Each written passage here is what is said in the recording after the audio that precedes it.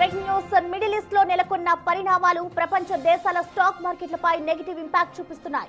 Iran పై Israel, America joint attack, Iran ప్రతీకార దాడులతో ఎప్పుడు ఏం జరుగుతోందన్న ఆందోళనలు నెలకొన్నాయి. ఇది కాస్త ప్రపంచవ్యాప్తంగా ఇన్వెస్టర్లపై ప్రతికూల ప్రభావం చూపుతోంది. ప్రస్తుతం నెలకొన్న యుద్ధ వాతావరణం ఇండియన్ స్టాక్ మార్కెట్లను తీవ్రంగా ప్రభావితం చేసే అవకాశం ఉంది. సెన్సెక్స్, నిఫ్టీ నష్టాలతో ప్రారంభమయ్యే ఛాన్స్ ఉందని అనలిస్టులు అంటున్నారు.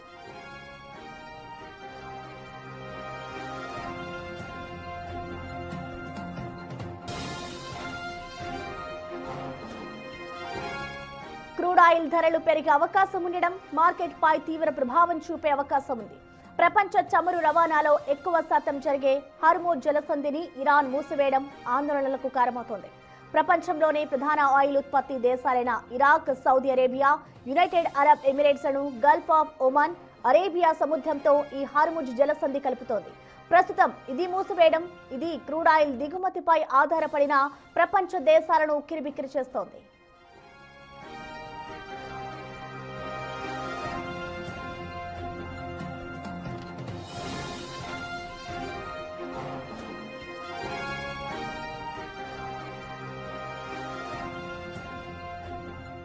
ప్రస్తుతం యుద్ధ వాతావరణం కొనసాగుతున్న నేపథ్యంలో ఇన్వెస్టర్లు రిస్క్ తీసుకోకుండా సురక్షిత పెట్టుబడి సాధనాల వైపు మళ్లే ఛాన్స్ ఉంది. ముఖ్యంగా గోల్డ్, సిల్వర్ లో ఇన్వెస్ట్ చేసేందుకు ఆసక్తి చూపే అవకాశం కనిపిస్తోంది. ఇటు ఇరాన్, అమెరికా యుద్ధ నేపథ్యంలో యుఎస్ మార్కెట్లు భారీగా పతనమయ్యాయి. మరోవైపు ఇరాన్ దాడుల నేపథ్యంలో దుబాయ్, అబుదాబి స్టాక్ మార్కెట్లను మూతపడ్డాయి. Abu Dhabi securities exchange, Dubai financial market తో సహా దేశంలోని స్టాక్ మార్కెట్లు సోమ, మంగళవారాలు మూసివేస్తున్నట్లుగా యునైటెడ్ అరబ్ ఎమిరేట్స్ ప్రకటించింది.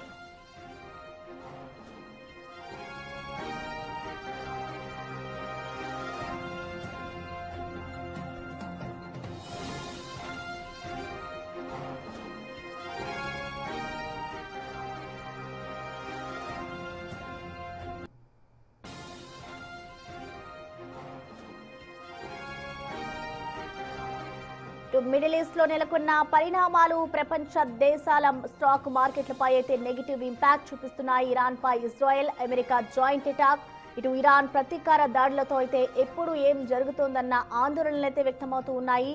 ఇటు యుద్ధం కారణంగా క్రూడ్ ఆయిల్ ధరలు కూడా పెరిగే ఛాన్సెస్ అయితే కనిపిస్తున్నాయి. ఇక దీనికి సంబంధించి మనతో స్పందించేందుకు ప్రముఖ మార్కెట్ అనలిస్ట్ గీతానంద్ గారు మనకి లైన్ లో అందుబాటులో ఉన్నారు. నమస్తే అండి. నమస్తే అండి. ఎస్ గీతానంద్ గారు, మనం చూస్తున్నాం ఇటు ఇరాన్, అమెరికా ఏదైతే యుద్ధం జరుగుతుందో దీని ప్రభావం అయితే ఎక్కువగా స్టాక్ మార్కెట్స్ పైనే ఉంది. సో ఇప్పుడు ఇన్వెస్టర్లపై ఈ యుద్ధ భయాలు ఏ స్థాయిలో ఉండే అవకాశాలు ఉంటాయనుకోవచ్చండి? అంటే మీరేం చెప్తారు దీనికి సంబంధించి? సో ఓవరాల్ గా గ్లోబల్ గా కూడా మనకి నెగటివ్ ట్రెండ్స్ కనపడుతున్నాయి. ఎస్పెషల్లీ ఇరాన్ తో యుద్ధము అమెరికా ప్రారంభించినప్పటికీ మనకి మార్కెట్ క్లోజ్ అయి ఉన్నాయి. దాని ఇంపాక్ట్ ఈ రోజు మార్నింగ్ ఓపెనింగ్ మార్కెట్ మీద పడేటువంటి అవకాశం ఉంటుంది. ఆల్రెడీ ఇప్పుడు మనం చూస్తే నిఫ్టీ దాదాపు 480-450 పాయింట్లు డౌన్ లో స్టార్ట్ అయ్యేటువంటి అవకాశాలు కనపడుతూ ఉన్నాయి. అయితే మార్కెట్స్ కి 24,571 అనేది కీలకమైనటువంటి మద్దతు కింద నిలిచేటువంటి అవకాశం ఉంటుంది. సో 24,500 పైన ఈ రోజు కనుక క్లోజ్ కాగలిగినట్లయితే ఇంపాక్ట్ తక్కువగానే ఉంటుంది. త్వరలో మళ్ళీ రికవరీకి ఛాన్స్ ఉండేటువంటి అవకాశాలు ఉంటాయి.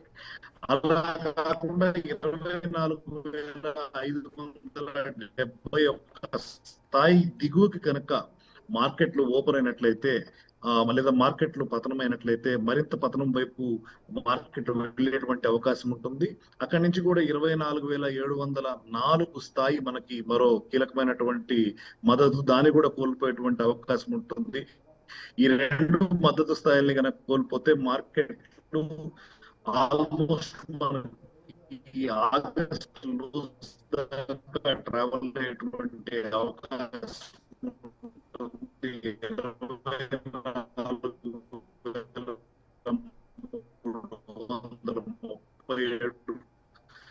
ఆ స్థాయిలో కూడా కోల్పోతే మరింత పతనమైనటువంటి ఛాన్స్ ఉంటుంది.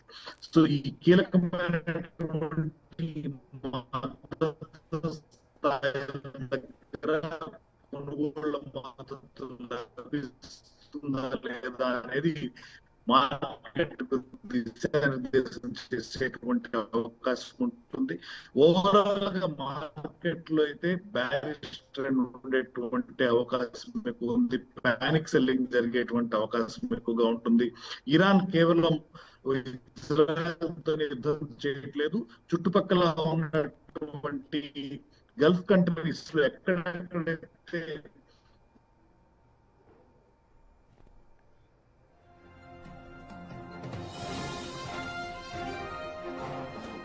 ఇక ఇరాన్ అమెరికాకి సంబంధించిన యుద్ధ ప్రభావం ఇటు స్టాక్ మార్కెట్లపై పడింది. ఇటు ఇన్వెస్టర్లపై ప్రతికూల ప్రభావం చూపుతోందని చెప్పుకోవాలి. యుద్ధ భయం, ఇటు సురక్షిత పెట్టుబడుల వైపు అయితే ఇన్వెస్టర్లు మళ్ళుతున్నారు. ఏ టైంలో ఏం జరుగుతుందన్న భయంతో అయితే ఇన్వెస్టర్లు ఉన్నారు. అయితే ఇటు ఎవరైతే ఇన్వెస్ట్ చేయాలి అని అనుకుంటున్నారో వాళ్ళంతా కూడా ఇటు గోల్డ్, సిల్వర్ పై ఎక్కువగా మొగ్గు చూపుతున్నట్లుగా తెలుస్తోంది. ఇటు ప్రపంచ దేశాల స్టాక్ మార్కెట్లపై అయితే ఈ యుద్ధ భయాలు నెగిటివ్ ఇంపాక్ట్ చూపిస్తున్నాయి.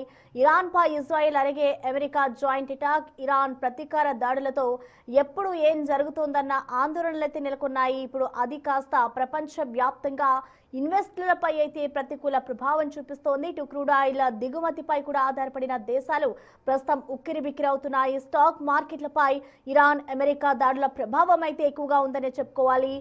ఇటు సెన్సెక్స్, నిఫ్టీ నష్టాలతో ప్రారంభమయ్యే ఛాన్సెస్ ఉందంటూ కూడా అనలిస్టులు అంటున్నారు. ఇటు క్రూడ్ ఆయిల్ ధరలు కూడా పెరిగే అవకాశం ఉండడంతో మార్కెట్ పై అయితే దీని ప్రభావం ఎక్కువగా ఉండే అవకాశం కనిపిస్తోంది. ఇటు ప్రపంచ చమురు రవాణాలో ఎక్కువగా శాతం జరిగే హర్మోజ్ జలసంధిని ఇరాన్ మూసివేయడం కూడా ప్రస్తుతం ఆందోళనలకు కారణమవుతోంది.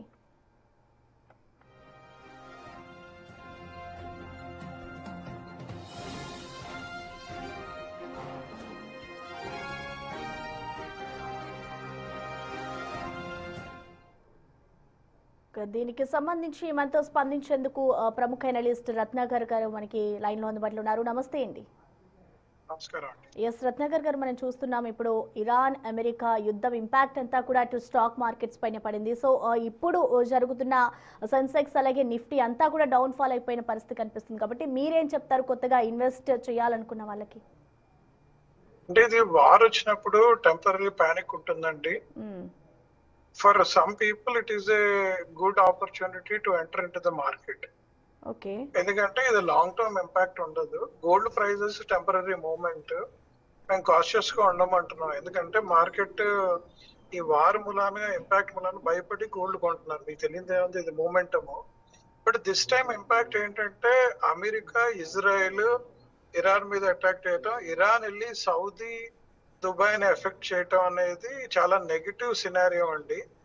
ఇది ఒక స్టేజ్ లో ఆగితే బాగానే ఉంటుంది, కానీ మరీ ఫర్దర్ గా వెళ్తే మాత్రం టెన్షన్స్ ఎస్కలేట్ అయ్యి వరల్డ్ వైడ్ మార్కెట్ ఘోరంగా కొలాప్స్ అయ్యే అవకాశం ఉంది. ఇప్పుడు పొద్దున్న మీరు చూస్తుంటే ఆల్మోస్ట్ 4000 పాయింట్స్ క్రాష్ అయింది. ఇప్పుడు ఓపెన్ అవటమే 4000 పాయింట్స్ క్రాష్ తో ఓపెన్ అయిపోయింది. I think lot of people would have lost money instead of gaining money. But I request not to panic. It is temporary in nature. ఈ week తర్వాత I think it will come to a positive side అండి. అంటే రత్నాకర్ గారు, చెప్పండి. అంటే ఇప్పుడు ఒకవైపు wars జరుగుతున్నాయి, ఇటు క్రూడ్ ఆయిల్ ధరలు కూడా పెరుగుతున్నాయి. సో ఇప్పుడు మన దేశానికి దాని వల్ల ఏమైనా నష్టం జరుగుతుందంటారా? ఒకవేళ జరిగితే ఎంత మేరకు జరిగే అవకాశం ఉంటుంది అనుకోవచ్చు? రెండు విషయాలండి. రూపీ డెప్రిషియేట్ అవుతుంది ఫర్దర్ గా. ఇప్పుడు 91 దాటింది. పొద్దున్న మీరు చూస్తుంటే ఇది 92, 93కి వెళ్ళే అవకాశం ఉంది. రెండోది మీకు తెలుసు కదా, India heavily dependent on import of crude oil. And crude oil rates పెరిగితే ఏమవుతుంది, India CAD current account deficit బాగా పెరిగి మన జీడిపి గ్రోత్ కానీ కంట్రీ ఎకనామిక్ గ్రోత్ కానీ ఇంపాక్ట్ అయ్యి ఓవరాల్ గా టిల్ట్ చేస్తుందండి. దానివల్ల గవర్నమెంట్ ట్యాక్సెస్ పెంచాల్సి వస్తుంది. ఆయిల్ రేట్స్ పెరిగితే ఆటోమేటిక్ గా మీకు ట్రాన్స్పోర్టేషన్ కాస్ట్, ఇన్ఫ్లేషన్ పెరిగే అవకాశం ఉంది. ఆ వరి అయితే జనాలకు ఉందండి as on today. So definitely crude oil increase, stability ఇది నెగిటివ్ అండి. ఓవరాల్ గా it is negative sentiment for the country and for the people is concern. And ఇంకొకటి, ఇటు హర్మోజ్ జలసంధిని కూడా ప్రెసెంట్ క్లోజ్ చేశారు. అక్కడి నుంచే ఎక్కువ ఎక్స్పోర్ట్స్, ఇంపోర్ట్స్ జరుగుతూ ఉంటాయి. కాబట్టి ఇంకా అది కొనసాగితే ఇటు మొత్తం వరల్డ్ వైడ్ గా ఎంత నష్టం, దాని ప్రభావం ఎలా ఉంటుందంటారు?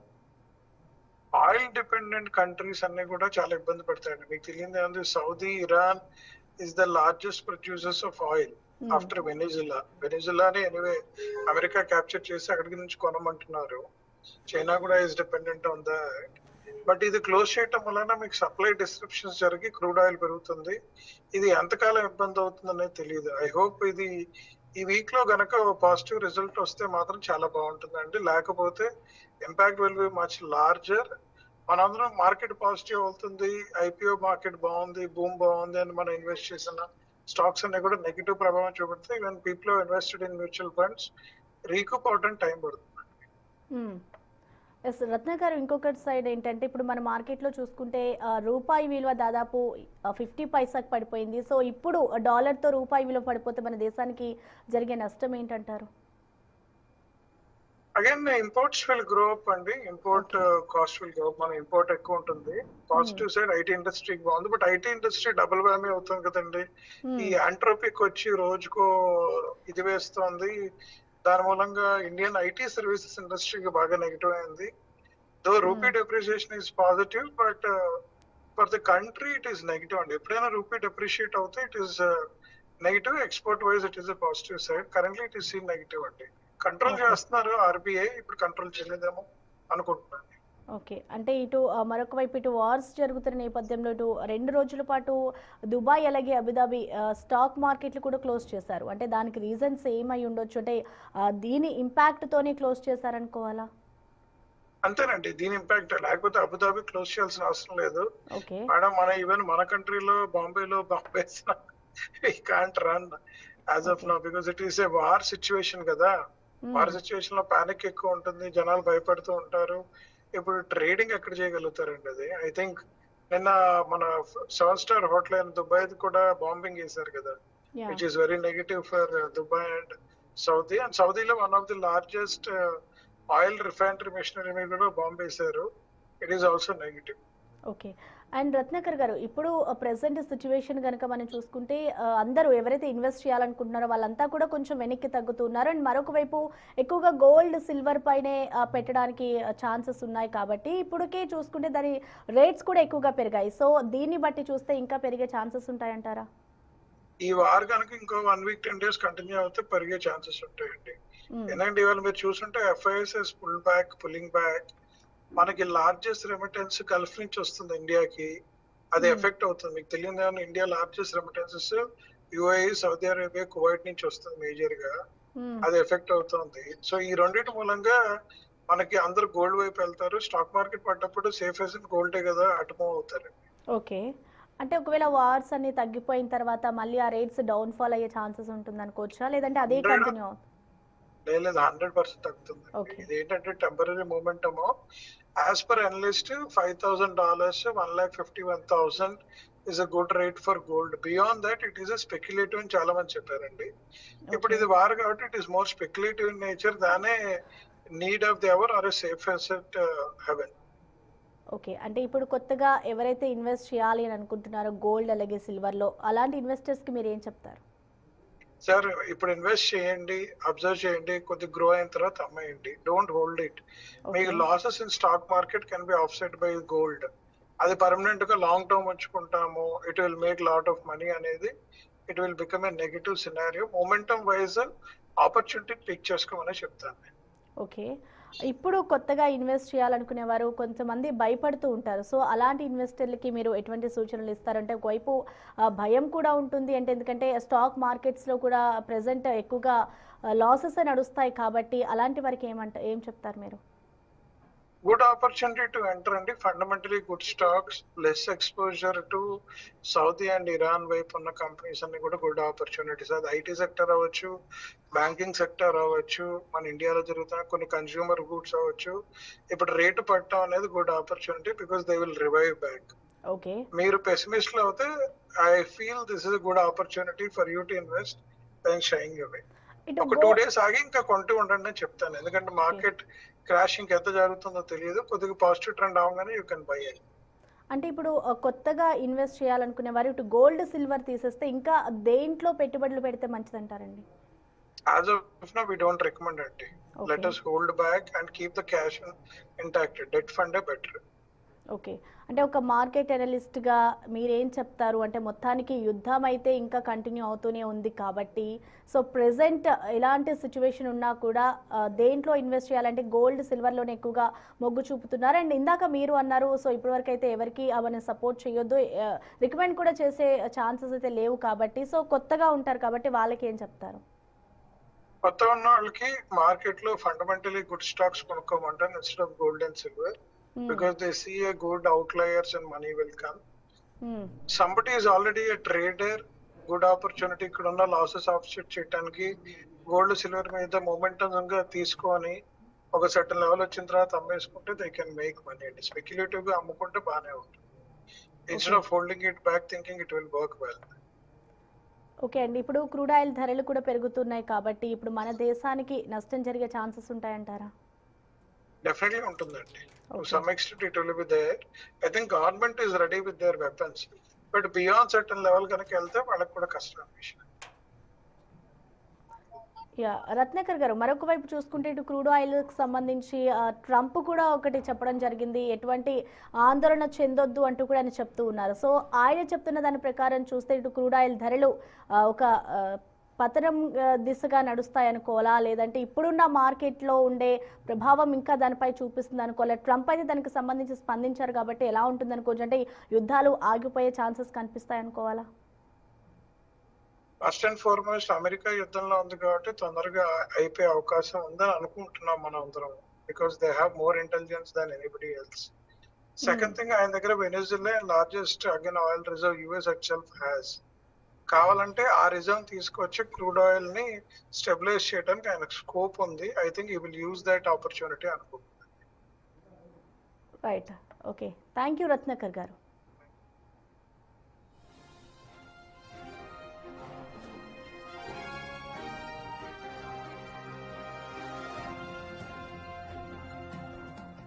గటిక ఇరాన్ అమెరికా యుద్ధ ప్రభావం ఇటు స్టాక్ మార్కెట్లపై భారీగా పడిందనే చెప్పుకోవాలి. ఇటు క్రూడ్ ఆయిల్ ధరలకు సంబంధించి కూడా భారీగా పతనం అవ్వడంతో ఇటు ఇన్వెస్టర్లంతా బంగారం, వెండి వైపే మొగ్గు చూపుతున్నారు. కొత్తగా ఇన్వెస్ట్ చేసేవారు కూడా బంగారం వైపు, వెండి వైపు వెళ్తేనే మంచిది అంటూ కూడా కొంతమంది ఇన్వెస్టర్లు చెప్తున్నారు. ఇటు ఇన్వెస్టర్లపై అయితే యుద్ధ ప్రభావం ప్రతికూల ప్రభావం చూపుతుందనే చెప్పుకోవాలి. ఇటు మిడిల్ ఈస్ట్ లో నెలకొన్న పరిణామాలు ప్రపంచ దేశాల స్టాక్ మార్కెట్లపై అయితే ప్రజెంట్ నెగిటివ్ ఇంపాక్ట్ చూపిస్తున్నాయి. సురక్షిత పెట్టుబడుల వైపే ఇటు ఇన్వెస్టర్లంతా పరుగులు పెడుతున్నారు. యుద్ధం కారణంగా క్రూడ్ ఆయిల్ ధరలు కూడా పెరిగే ఛాన్సెస్ కనిపిస్తున్నాయి. మరొక వైపు హార్మూజ్ జలసంధిని కూడా ఇరాన్ మూసివేసింది. దీని ప్రభావం కూడా దానిపై ఎఫెక్ట్ చూపిస్తుందనే చెప్పుకోవాలి.